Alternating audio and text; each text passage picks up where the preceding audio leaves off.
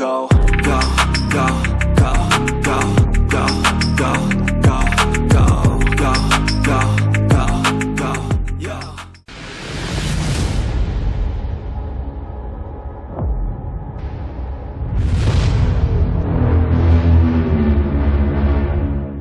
I would consider Gypsy to be a deceptive, malevolent, malicious, calculating person. They are horrible and they are hateful. Just screaming, he killed her. There is a big trial getting underway in Utah. There was no doubt in my mind that one day this case was going to be reopened. You may think it's a total jerk. That's absolutely disgusting. And that's natural. Ini bukanlah berita biasa, namun benar-benar kisah nyata tentang keluarga yang sempurna. Seorang dokter tampan yang sukses, beristrikan seorang ratu kecantikan, dan anak-anaknya yang cantik mempesona. Kehidupan yang berkecukupan dan keluarga yang tampak sangat harmonis. Namun tiba-tiba, para putrinya berjuang keras untuk memenjarakan sang ayah demi mencari keadilan bagi sang ibu. Karena diduga ada hal yang janggal atas kematian ibu mereka. Ikutilah kisah nyata ini yang akan kita kupas lebih dalam lagi dalam tayangan dokumenter K Channel. Selengkapnya sesaat lagi hanya di YouTube K Channel, membuka jendela dunia.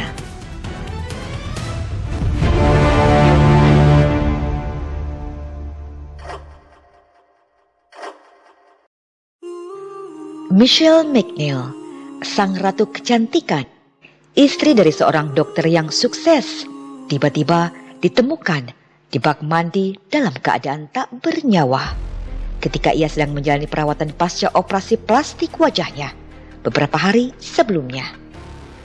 Tentu saja anak-anaknya begitu terkejut sekaligus sangat hancur atas kepergian sang ibu yang begitu tiba-tiba. Tetapi putri-putri mereka yang sangat dekat dengan kedua orang tuanya ini, kini mereka berbalik menentang dan berjuang keras untuk memenjarakan ayahnya sendiri. Because my dad was a killer. Lalu, apa yang membuat mereka begitu yakin bahwa ayahnya lah yang bertanggung jawab atas kematian ibu mereka?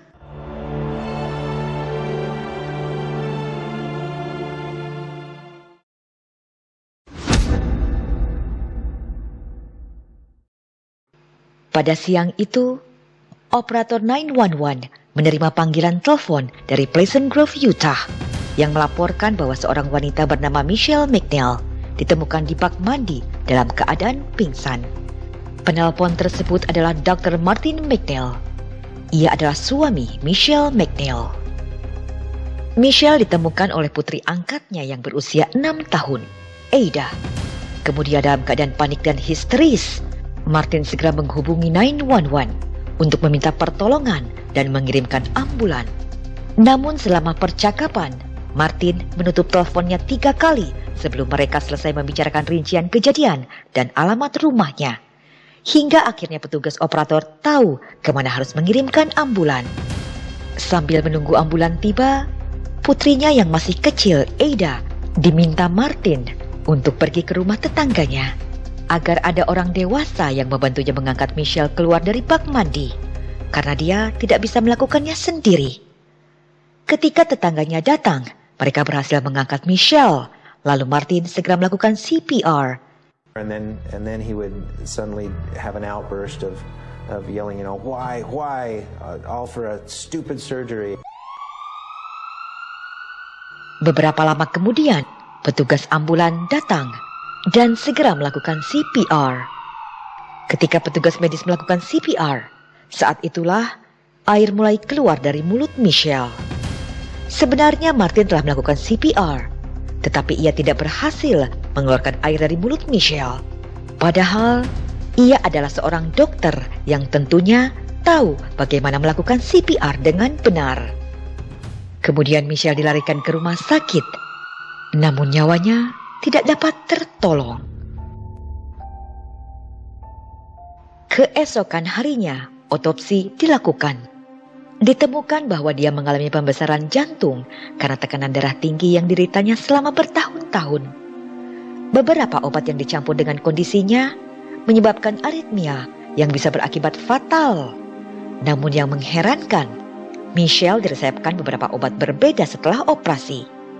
Beberapa hari sebelumnya, Michelle menjalani operasi pengencangan wajah. Hasil dari otopsi tersebut, sesuai laporan toksikologi, ahli patologi menyimpulkan bahwa penyebab kematiannya adalah kasus aritmia, penyebab alami. Dengan kata lain, kematian yang wajar. Memang sungguh tragis, tetapi itu terjadi. Meskipun Michelle baru berusia 50 tahun, tetapi apakah itu benar-benar terjadi begitu saja? Tentu saja tidak bagi putri kedua mereka, seorang mahasiswi kedokteran bernama Alexis. Ia mencurigai bahwa ayahnya telah melakukan sesuatu yang buruk yang menyebabkan kematian ibunya. Dan dia akan mencari tahu apa yang telah terjadi. Dan ia yakin bahwa ayahnya lah yang bertanggung jawab atas kematian ibunya.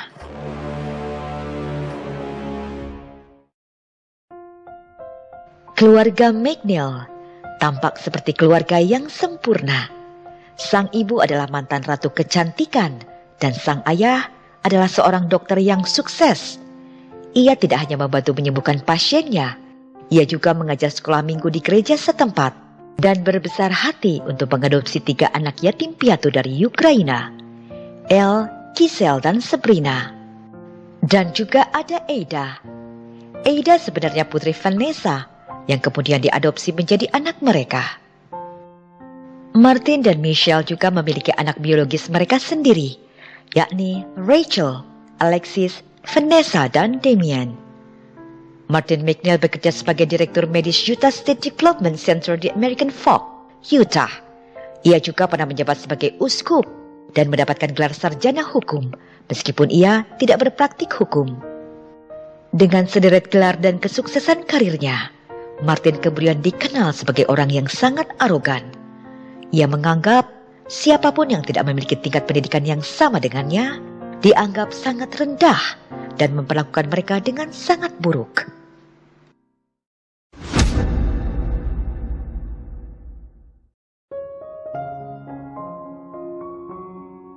Ketika keluarga McNeil pindah ke lingkungan perumahan elit Utah di Pleasant Grove, tetangganya Doug dan Christy Daniels sangat memperhatikan kontras antara Martin dan Michelle. If Martin was ever around, it was him that always dominated every conversation. You could tell that he had a huge ego. He just made sure to say that he was downsizing into his home and that he was a doctor and a lawyer. Putri-putrinya Martin yang selalu memujanya dan sangat dekat dengan sang ayah, seringkali meminta maaf atas ayah mereka yang selalu bersikap sombong. Everybody hated him. I was constantly trying to explain my father. When he'd come home, he was a completely different person. So we thought we knew the real person. Ketika Martin berusia 50 tahun, putri-putrinya mengatakan bahwa ayah mereka mulai melakukan kebiasaan yang tampak aneh. Martin menjadi terobsesi dengan penampilannya. Dia banyak berjemur, pergi ke salon, berolahraga sepanjang waktu. Ia benar-benar ingin mengubah penampilannya. Dan itu sungguh tidak biasa, yang membuat Michelle dan putrinya, Alexis, cukup curiga. Apalagi Martin mulai sering menghilang selama beberapa waktu. Michelle yang curiga bahwa suaminya mungkin berselingkuh, sempat menanyakannya. Tetapi Martin menjelaskan bahwa dia harus melakukan perbaikan diri untuk alasan kesehatan dan penampilan. Dan Martin juga meminta istrinya, Michelle, untuk melakukan perubahan penampilannya dengan cara operasi facelift. Pada awalnya, Michelle tidak menyetujui. Begitu pula putri-putrinya yang menentang hal itu. Tetapi Michelle mulai khawatir melihat perubahan Martin yang begitu drastis. Dan akhirnya Michelle menyetujui untuk melakukan operasi facelift demi menyenangkan suaminya. Dan Michelle memberikan pengertian pada putrinya. Hanya dalam 1 minggu, Martin telah mempersiapkan operasi facelift tersebut bersama ahli anestesi untuk istrinya.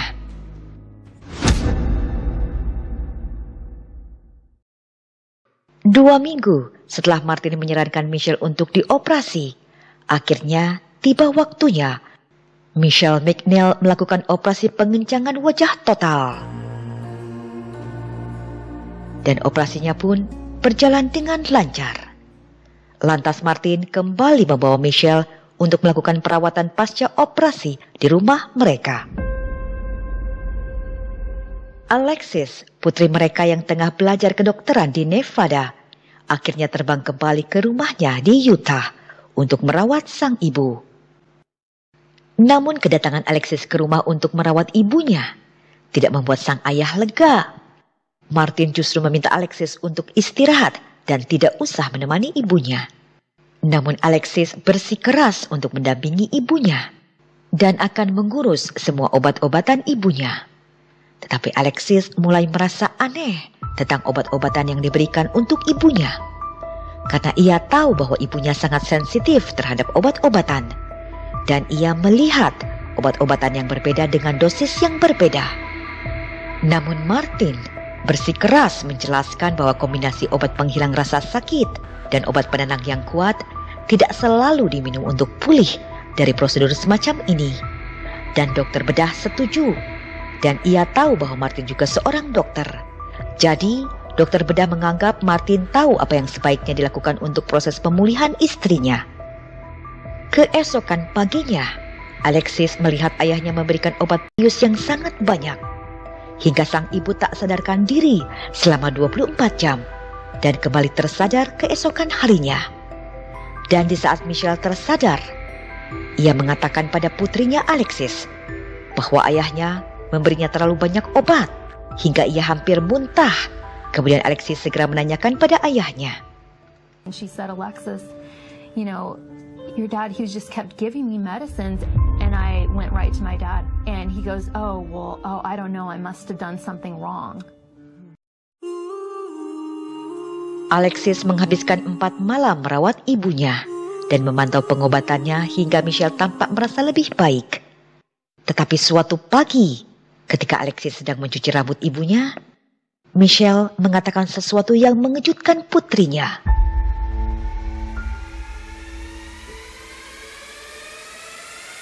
She started to cry. She said, if anything happens to me, make sure it wasn't your dad. And I said, Mom, what do you mean? You know, what are you saying? And she just said, you know, make sure if anything happens to me, it wasn't your dad. Tentu saja hal itu menjadi hal yang mengganggu pikirannya, yang akan tersimpan jelas di benaknya. Dan ia akan mencari tahu apa yang sebenarnya terjadi. Namun hal yang mengganggu pikirannya itu kini teralihkan dengan hal yang menyenangkan saat ia melihat ibunya tampak pulih. Dokter bedah mengatakan bahwa Michelle dalam tahap penyembuhan yang luar biasa. Ia tampak sehat. Kemudian Michelle mengajak anak-anaknya pergi makan malam di Sizzler. Lalu mengantarkan Alexis ke bandara untuk kembali ke Nevada melanjutkan sekolah kedokterannya. Tetapi kebahagiaan Alexis tidak berlangsung lama. Karena keesokan paginya, kurang dari 24 jam, ia kembali menerima kabar yang membuatnya hancur. Saat menerima kabar dari ayahnya bahwa sang ibu telah meninggal. Namun bagi Alexis, saat itu ketakutan dari perkataan rahasia yang mengerikan ibunya mulai mengkristal. Seketika itu juga, ia menjatuhkan semua bukunya dan mulai mengemudi ke bandara seraya memikirkan perkataan sang ibu. Just screaming, he killed her.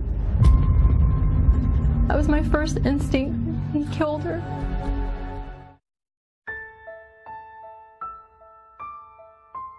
Ketika Rachel dan Alexis berada di rumah orang tua mereka, Alexis segera menarik Rachel untuk memberitahunya rahasia yang telah ia simpan yang kini saatnya untuk dikatakan pada kakaknya. She walked with me into the closet and said, Rachel, Dad murdered Mom.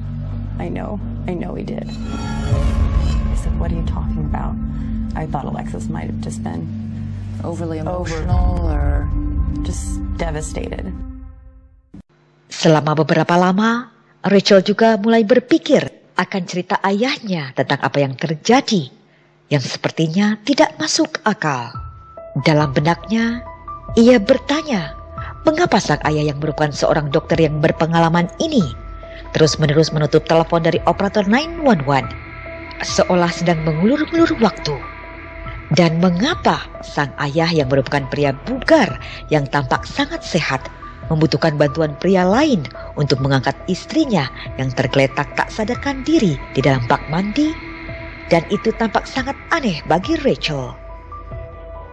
Sementara Alexis punya pertanyaannya sendiri tentang pil-pil yang diminum ibunya. Ia lalu bertanya pada ayahnya di mana obat penghilang rasa sakit dan obat penenang yang kuat itu, karena Alexis telah mencari-carinya di rumah dan ia tidak menemukannya.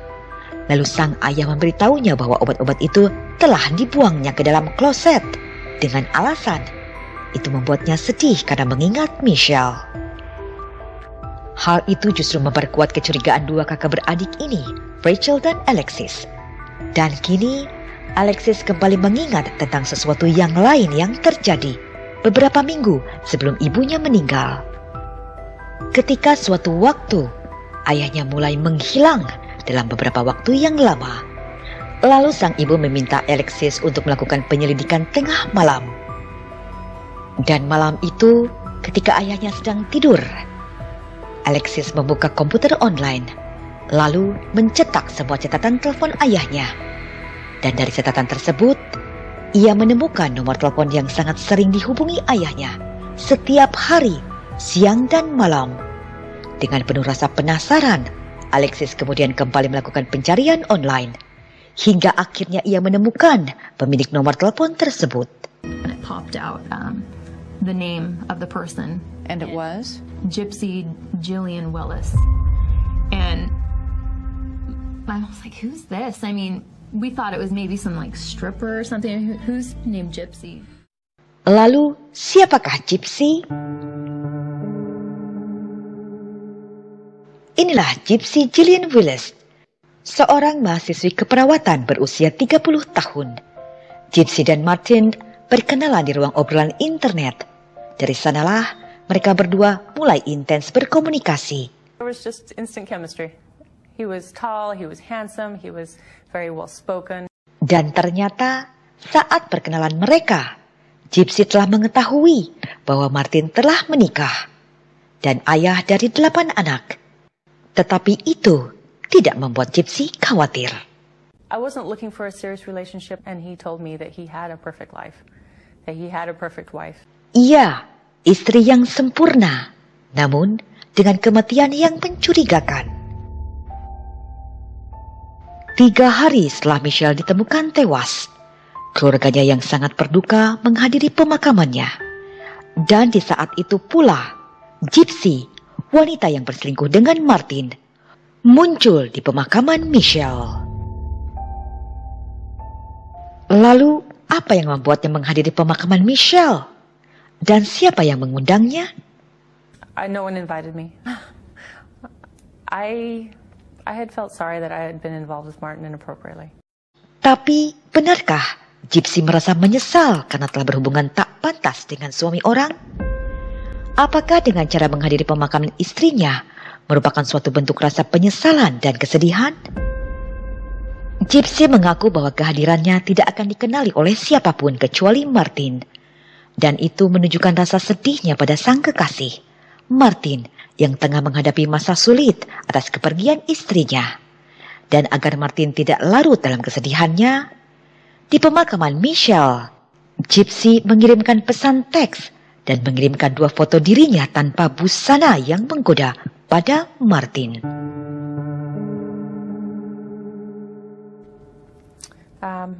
I wanted to keep his attention. It's cold. It sounds heartless. I'm sorry, but I knew that he would be having a hard time, not thinking of me, and that was selfish. Dan pada saat ini, Alexis mengetahui bahwa ayahnya telah berselingkuh dengan Gypsy selama bertahun-tahun sebelum ibunya meninggal. Kematian Michelle dianggap kematian yang wajar sesuai pemeriksaan medis yang mengatakan hipertensi dan infeksi jantung yang disebut myokarditis menyebabkan jantung Michelle gagal yang berakibat kematian. Oleh karena itulah, kepolisian Pleasant Grove tidak menjadikan kamar mandi itu sebagai TKP. Untuk itu, polisi menutup kasus tersebut. Alexis dan Rachel merasa terkejut karena usia ibunya tidak begitu tua. Ia masih berusia 50 tahun dan sangat sehat. Tapi mengapa polisi tidak menyelidikinya? Namun ayah mereka sudah melupakannya. Karena 2 hari setelah pemakaman Michelle, Martin kembali bekerja. Kemudian Rachel dan Alexis memberitahu ayahnya bahwa mereka akan pulang ke rumah untuk merawat adik-adiknya yang masih kecil.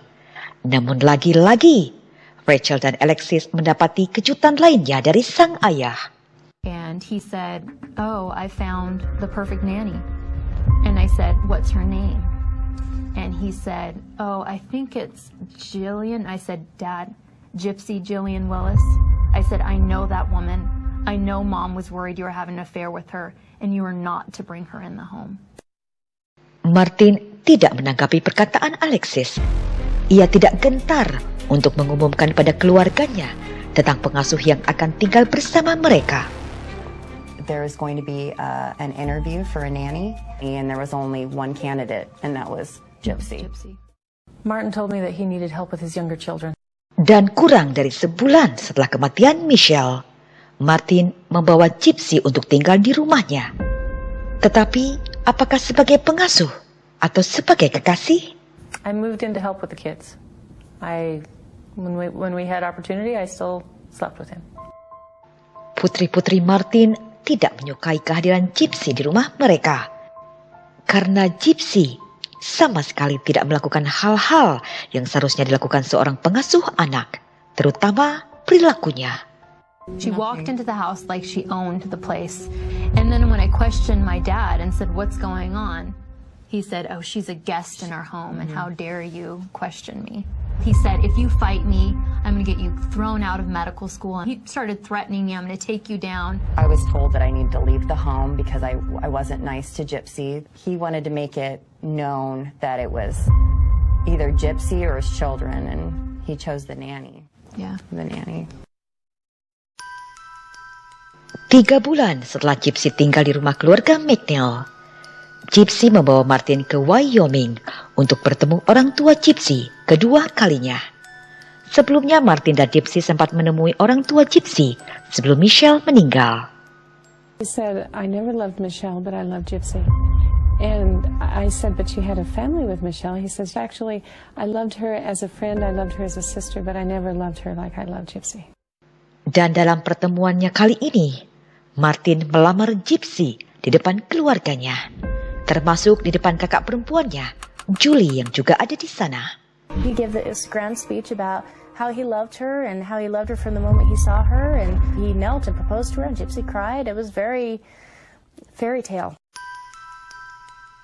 Martin McNeil yang dulu mengaku pada Gypsy bahwa dia adalah pria yang memiliki kehidupan sempurna dan istri yang sempurna.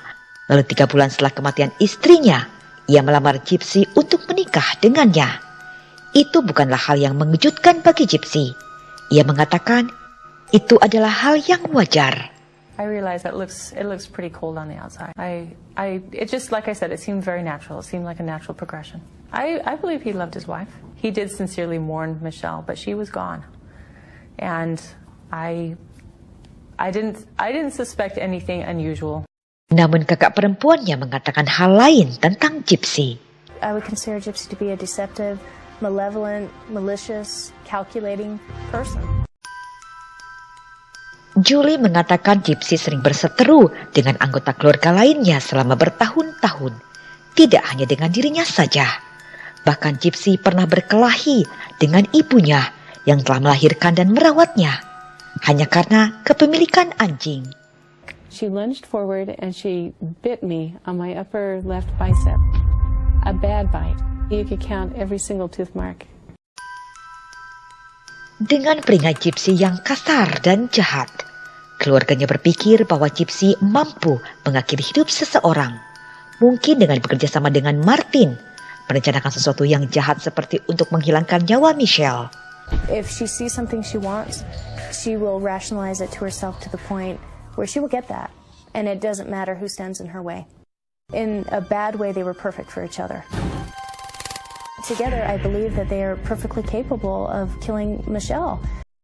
Tetapi tentu saja, Gypsy mengelaknya dan melawan semua perkataan dari keluarganya sendiri. They are horrible and they are hateful. My family would say such things, and I think it is completely unfounded and unjust. Sementara keadaan di rumah semakin tidak nyaman bagi putri-putri McNeil dengan hadirnya Gypsy yang tinggal di rumah mereka. Not only would they not listen, they were mocking us. They were saying, you're ridiculous. You guys are just upset that, you know, your dad has had an affair. Lots of people have affairs. Alexis dan Rachel berjuang keras untuk meminta kasus kematian ibunya dibuka. Dan setelah 2 tahun, perjuangan mereka akhirnya menemui titik terang. Dengan adanya Doug Whitney. Ia adalah seorang penyelidik di kantor kejaksaan Utah County yang memiliki rasa simpati terhadap perjuangan putri-putri McNeil ini. Ketika Doug melakukan penyelidikan, dia menemukan sesuatu yang mengejutkan. Ternyata Martin bukanlah pria seperti yang ia katakan selama ini. Selama 3 dekade ini, ternyata ia telah membohongi semua orang, termasuk keluarganya sendiri.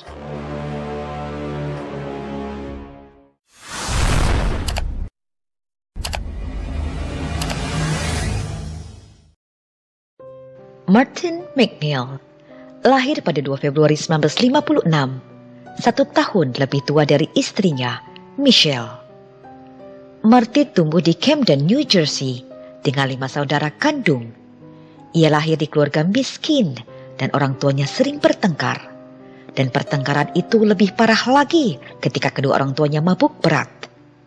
Kemudian ayahnya pergi meninggalkan istri dan anak-anaknya, sehingga ibunya harus berjuang sendiri untuk memberi makan anak-anaknya dengan cara menjadi wanita penjajah cinta, dan mereka tinggal di apartemen dengan 1 kamar. Pada masa remajanya, Martin didiagnosis dengan gangguan bipolar. Ia cenderung sering memiliki perubahan suasana hati yang cukup sering dan masalah kemarahan.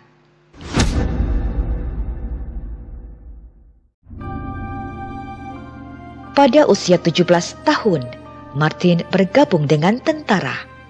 Tetapi 2 tahun kemudian, pada tahun 1977, ia meninggalkan tentara karena masalah kesehatan mental. Namun ia masih menerima tunjangan selama bertahun-tahun.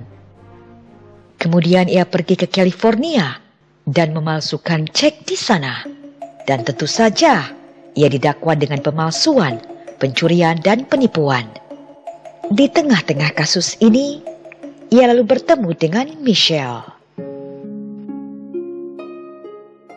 Michelle Mary Chalmers lahir pada 15 Januari 1957.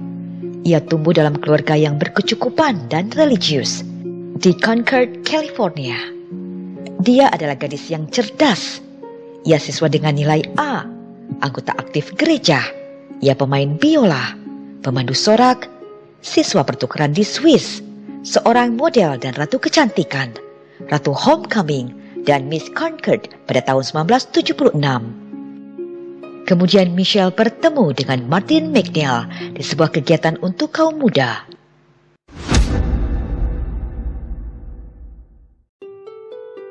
Satu bulan setelah Michelle dan Martin bertemu, mereka menikah pada 21 Februari 1978. Tetapi mereka kawin lari karena keluarga Michelle tidak menyukai Martin yang tampak sangat mengendalikan Michelle. 4 bulan setelah pernikahan itu, Martin menjalani hukuman penjara selama 6 bulan karena pemalsuan, pencurian, dan penipuan. Setelah menyelesaikan masa hukumannya, ia lalu masuk sekolah kedokteran di California. Ia memang cerdas, namun ia hanya mengambil kelas yang diperlukan saja. Tetapi kemudian, kini penyelidik Doug Whitney menemukan bahwa Martin telah memalsukan transkrip universitas untuk masuk ke sekolah kedokteran California. tempat ia memperoleh gelar dalam pengobatan osteopatik. His entire career is based on falsified transcripts from different colleges. Ia juga memasukkan lamarannya. Kemudian ia masuk ke sekolah hukum J. Reuben Clark. Itu adalah awal dari kebohongannya. Pada musim panas setelah kematian Michelle, Martin mencuri identitas putri angkatnya yang berusia 14 tahun, Giselle. Martin mengajukan kartu jaminan sosial baru menggunakan informasi pribadi Giselle mengatasnamakan Gypsy McNeil. Motifnya adalah penggelapan pajak karena Gypsy berutang sejumlah besar uang pada Internal Revenue Service. When I got together with Martin, I had a lot of tax debt, probably in the range of $50,000 or $60,000. This was Martin. This is Martin's idea. This was Martin's activity. Martin was very powerful. He was very influential. I just assumed that he knew what he was doing. He'd been successful all of his life.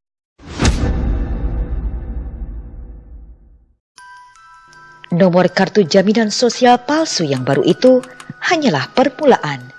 Martin dan Gypsy mempunyai banyak kartu identitas palsu di seluruh Utah, seperti 2 kartu identitas militer yang palsu, 3 rekening bank bersama menggunakan nama palsu, akta kelahiran palsu Gypsy, kartu identitas negara bagian Utah palsu, dan jaminan sosial yang palsu. You're talking about a state ID card, you're talking about bank accounts that were opened up under false names. When you love someone, you do things that don't make a lot of sense. He had everyone confused. He was this pillar of the community. He'd been bishop twice. I mean, he had all of the accoutrements to be convincing. Atas hal tersebut, polisi kemudian menangkap Martin McNeil dan Gypsy Willis. Pada tahun 2009, Martin dihukum di pengadilan federal dan dikirim ke penjara di Texas untuk menjalani hukumannya selama 3 tahun. Dan Gypsy, pada tahun 2011, dia dijatuhi hukuman percobaan selama 3 tahun atas perannya bekerja sama dengan Martin.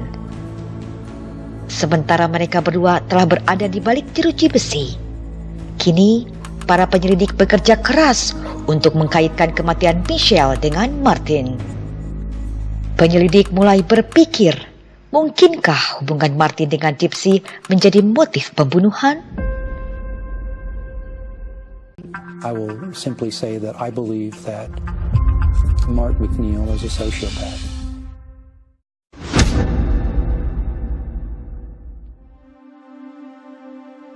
Setelah Michelle meninggal dan Martin berada di penjara, putra satu-satunya mereka, Damien Alexander McNeil, ditemukan tewas karena mengakhiri hidupnya. Ia adalah mahasiswa hukum di Sekolah Hukum New York yang baru berusia 24 tahun.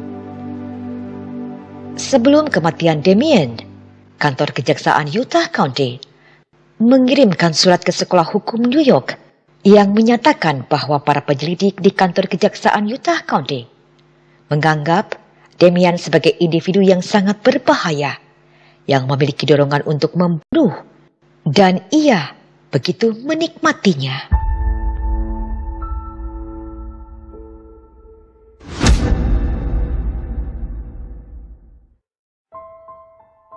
Martin McNeil dibebaskan pada bulan Juli 2012. Tetapi sebulan kemudian, pada 24 Agustus 2012, kantor kejaksaan Utah County mendakwa Martin dengan pembunuhan istrinya. Setelah jaksa penuntut mendapati sesuatu yang terjadi di penjara yang membuat McNeil menghadapi masalah besar.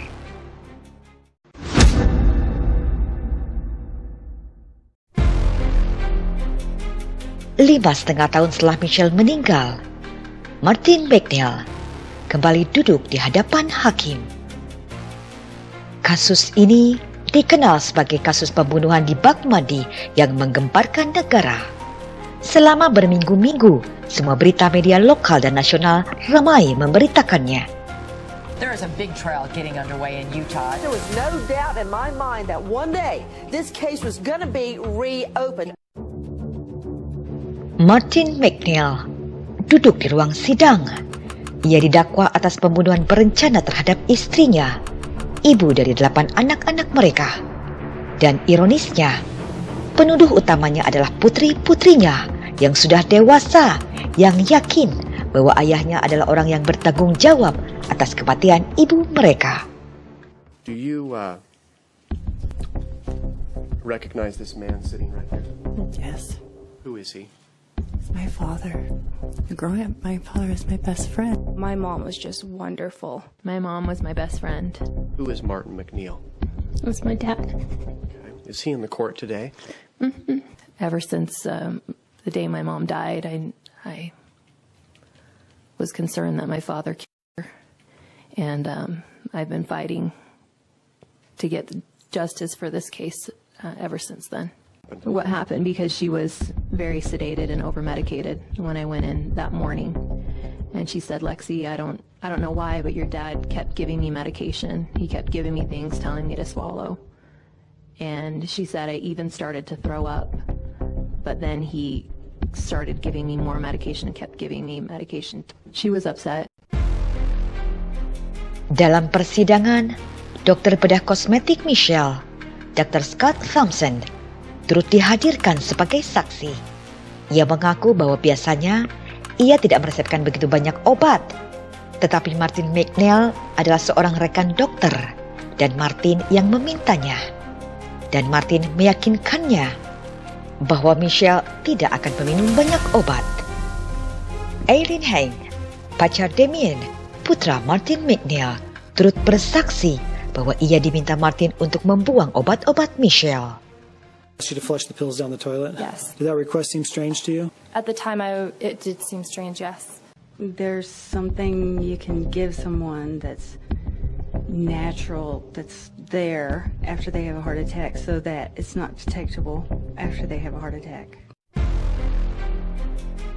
Namun mengenai kesaksian Alexis saat ibunya mengatakan padanya, jika sesuatu terjadi pada ibunya, pastikan itu bukan karena ayahnya. Hal itu ditolak hakim karena pernyataan yang memberatkan tersebut dianggap merugikan terdakwa, sehingga jaksa fokus pada pergerakan Martin. Pada saat Michelle meninggal, ada jeda waktu sekitar 90 menit yang hilang sebelum Martin menjemput Ada di sekolahnya. Martin juga tidak ada di kantornya, sehingga itu memungkinkan Martin melakukan sesuatu terhadap Michelle di rumahnya.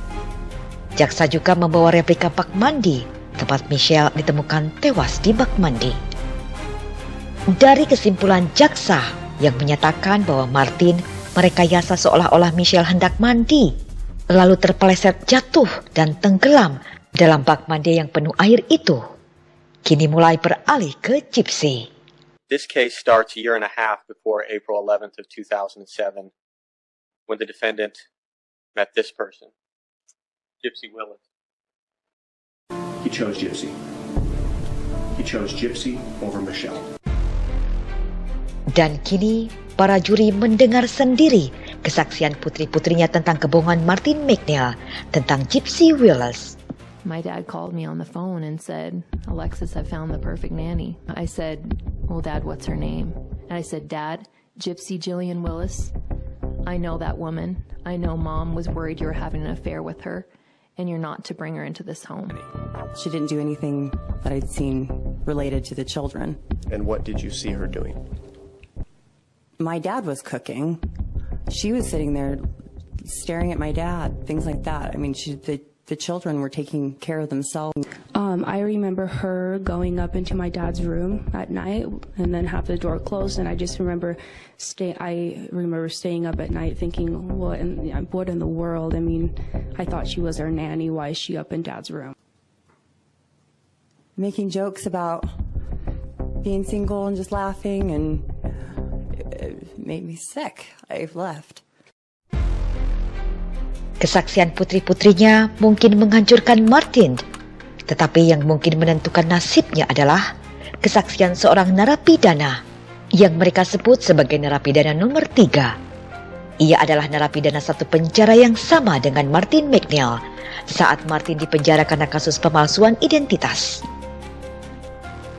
Narapidana itu menceritakan bahwa Martin pernah bercerita tentang istri dan selingkuhannya. Martin mengatakan bahwa istrinya tidak akan membiarkannya terus berselingkuh. Dan Martin juga menyebutkan nama wanita selingkuhannya itu, Gypsy. And I just went up to him and said, "Hey man, I apologize about your wife."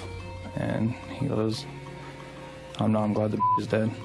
Bahkan narapidana nomor 3 bersaksi bahwa Martin mengatakan padanya kalau ia telah lolos dari pembunuhan.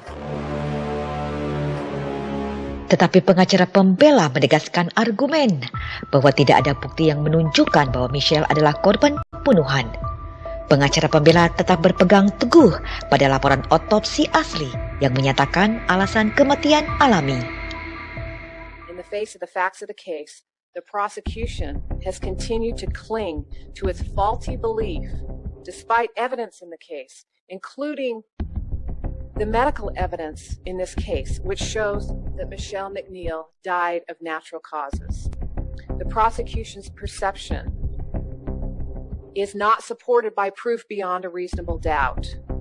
Martin McNeil is innocent, ladies and gentlemen.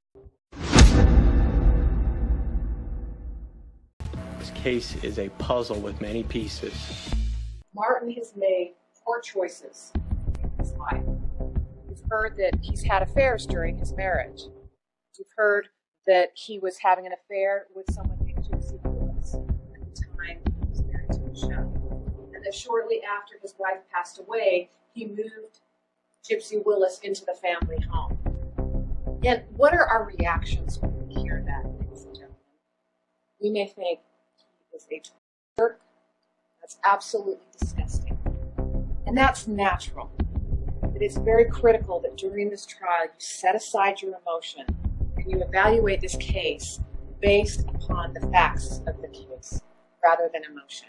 What is very important in this case is that none of the medical examiners believe that Michelle's death was due to a homicide. Setelah 3 minggu kesaksian dan 11 jam musyawarah, akhirnya hari ini juri memberikan vonis. Has the jury reached a verdict? As to count 1, murder, guilty. Ekspresi Martin McNeil begitu datar saat dia dinyatakan bersalah. Sementara putri-putrinya dan keluarga Michelle yang turut hadir, mereka merasa lega dan puas atas keputusan juri tersebut. It was such a relief. Been fighting for this for so long, and I never thought we'd come to this day. I never thought it would make it to even trial, and then to be in that courtroom and hear guilty just was a flood of emotions. Martin McNeil dijatuhi hukuman 15 tahun penjara seumur hidup dengan tambahan 1 tahun hingga 15 tahun penjara untuk tindakan menghalangi keadilan. Selain persidangan pembunuhan, Martin juga dinyatakan bersalah atas tindakan tidak senonoh terhadap putrinya, Alexis Sommers, dan dijatuhi hukuman 15 tahun untuk kejahatan tersebut. Sementara, wanita yang menjadi pusat badai pada keluarga McNeil ini, yakni kekasih gelap Martin, Gypsy. Dia turut bersaksi, namun ia memiliki alibi di mana ia berada pada hari Michelle meninggal, dan ia tidak pernah didakwa dengan apapun terkait kematian Michelle. Tetapi Alexis yakin bahwa Gypsy ikut terlibat.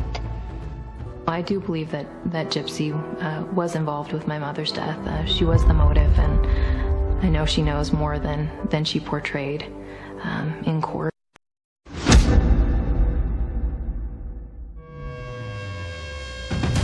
Banding pertama Martin McNeil dijadwalkan pada tahun 2052 ketika ia akan berusia 96 tahun.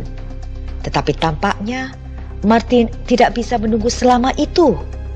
Kemudian ia kembali mengirimkan berita yang mengejutkan putri-putrinya. Setelah menjalani 2,5 tahun penjara, pada 9 April 2017, ia ditemukan tewas di halaman penjara dengan cara mengakhiri hidupnya. Ia menggunakan selang dan saluran gas yang seharusnya digunakan sebagai pemanas dalam rumah kaca yang ada di penjara tersebut. Putri-putrinya tentu saja terkejut dan bersedih. Dan tewasnya ayah mereka bertepatan beberapa hari menjelang 10 tahunnya kepergian ibu mereka.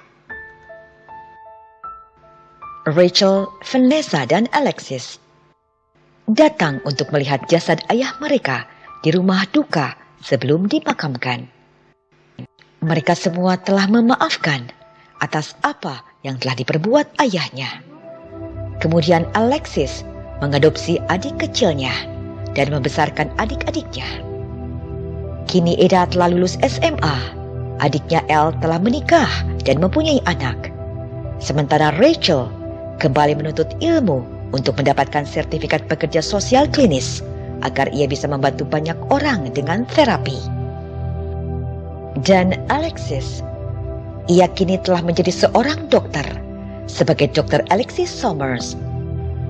Ia sengaja mengubah namanya, tidak menggunakan nama McNeil di belakangnya, tetapi menggunakan nama gadis ibunya dengan satu alasan. But I don't want to be Dr. McNeil. I don't want to have any part of my dad. Alexis juga telah menikah dan memiliki putra-putrinya sendiri. Mereka selalu merayakan hari ulang tahun Michelle setiap tanggal 15 Januari. Dan dalam batu nisan sang ibu, mereka sengaja menghilangkan kata-kata istri dari Martin McNeil dengan cara menghamplasnya. Bagaimana menurut Sobat Kay semua? Silahkan berbagi pendapatnya secara bijak ke dalam kolom komentar. Dan berikut referensi dalam kisah nyata Kay Channel kali ini. Serta nantikanlah kisah nyata yang berbeda selanjutnya hanya di YouTube Kay Channel, membuka jendela dunia. I've seen a lot of change, been through a lot of pain. Some things are not the same as they were a year ago, but all will be okay. I move on each and every day. The past is where it stays, way back a year.